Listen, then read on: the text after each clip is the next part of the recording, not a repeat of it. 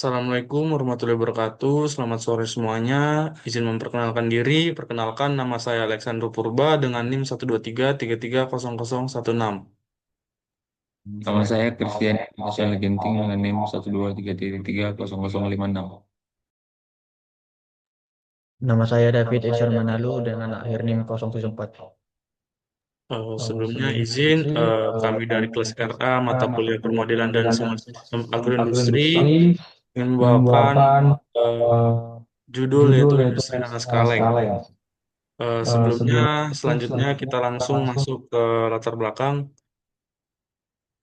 Eh, Nanas kaleng merupakan produk olahan buah nanas yang telah melalui tahap pengupasan dan pemotongan, lalu dikemas dalam kaleng bersama sirup atau larutan gula.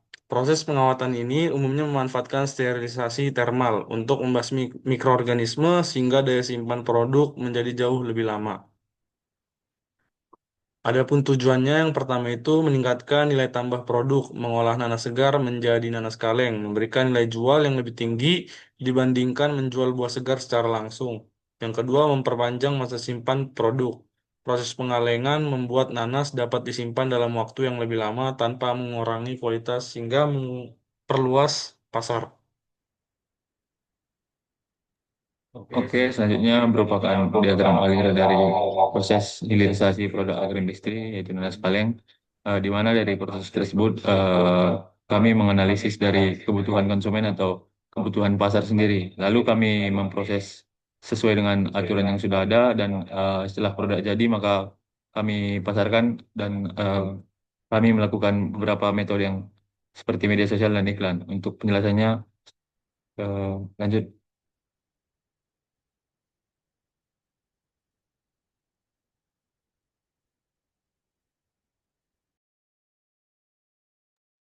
Oke, untuk yang pertama itu ada pembeli di mana untuk tahap pertama dalam proses produksi nanas itu harus adanya permintaan dari pasar. Makanya dalam pasar itu seorang konsumen harus melakukan permintaan agar kita dapat memproduksinya sehari-hari. Lanjut. Selanjutnya itu ada tahap pemasaran di mana tahap pemasaran ini berfungsi sebagai penghubung antara pembeli dengan perusahaan dalam menyampaikan kebutuhan konsumen. Input dalam metode ini atau tahap ini adalah data permintaan pasar dari pembeli yang kemudian dianalisis untuk menentukan strategi pemasaran dan distribusi produk. Yang selanjutnya itu ada PPIC, di mana PPIC merencanakan jalannya produksi agar sesuai dengan permintaan pasar.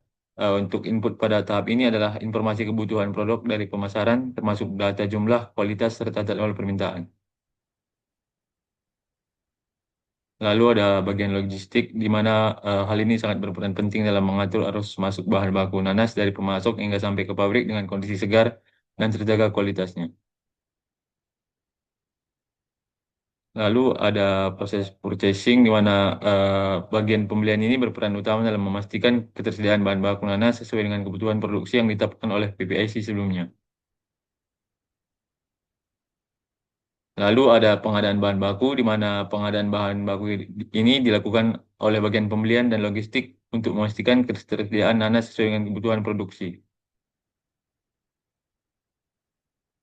Selanjutnya itu ada kita masuk dalam tahap produksi yaitu tahap awal yaitu sortasi. Setelah dipanen nanas menjalani proses sortasi baik di lapangan maupun setelah awal masuk di pabrik nanas. Hal itu makanya buah dipisahkan berdasarkan ukuran, tingkat kematangan dan kondisi fisiknya. Makanya nanas yang cacat atau busuk atau bisa disebut terlalu kecil biasanya tidak lolos dan tidak diproses lebih lanjut. Dan tahap selanjutnya itu ada tahap pencucian. Setelah nanas disertasi maka akan dilakukan tahap pencucian. Tahap pencucian ini dilakukan untuk membersihkan sisa-sisa tanah atau debu dan serpihan daun yang mungkin masih menempel.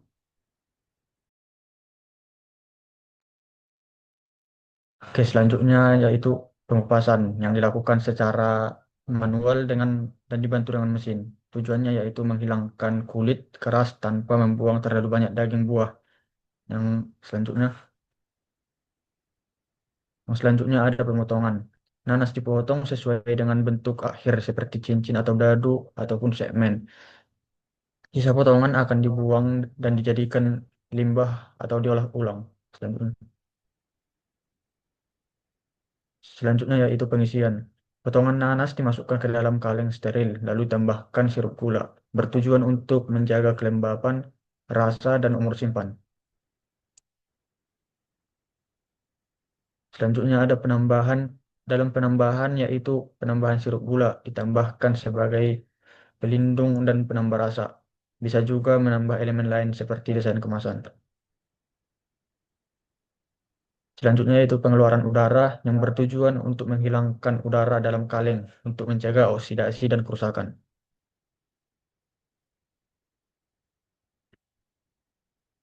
Selanjutnya penutupan pada kaleng disegel rapat menggunakan mesin simmer. Segel kedap udara mencegah kontaminasi dan menjaga sterilitas.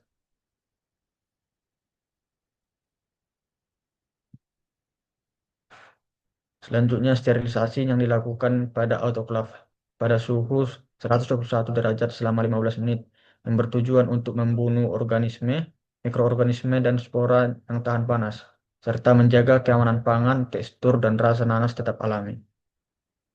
Selanjutnya pendinginan di mana tahap pendinginan ini dalam proses produksi nas kaleng merupakan langkah akhir yang tak kalah penting. Itu setelah kaleng dipanaskan dalam autoklaf untuk membunuh mikroorganisme, suhu produk harus segera diturunkan agar tidak terjadi overcooking yang bisa merusak tekstur dan rasa nanas. Yang selanjutnya pengemasan dan pelabelan, di mana tahap pengemasan merupakan proses penting dalam produksi nanas kaleng karena berfungsi melindungi produk sekaligus meningkatkan daya tarik penjualan. Selanjutnya itu ada tahap penyimpanan, di mana tahap penyimpanan tersebut dalam proses produksi nanas kaleng merupakan langkah akhir yang memastikan produk tetap stabil dan aman sebelum didistribusikan ke pasar. Selanjutnya ada pemasaran, di mana proses pemasaran ini dilakukan sebelum tahap pendistribusian dengan tujuan memperkenalkan produk nanas kaleng kepada konsumen dan memastikan produk memiliki daya tarik di pasaran.